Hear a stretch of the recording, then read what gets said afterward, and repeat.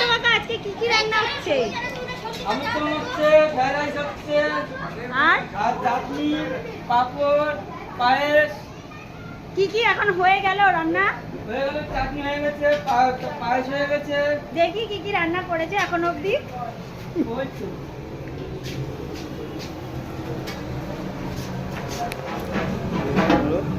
বাবা চাটনির কালারটা তো খুব সুন্দর এসেছে। এই দুটো বাটির মধ্যে হয়েছে চাটনি। আর পায়েস।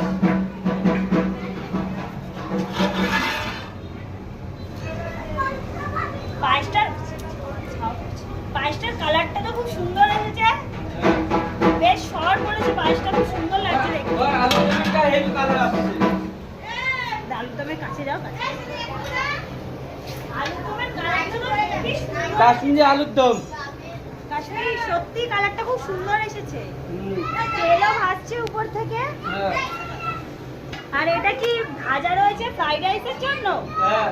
এখনো হয়নি ফ্রাইড রাইস। এখনো হয়নি। এই যে বাদাম যাবে।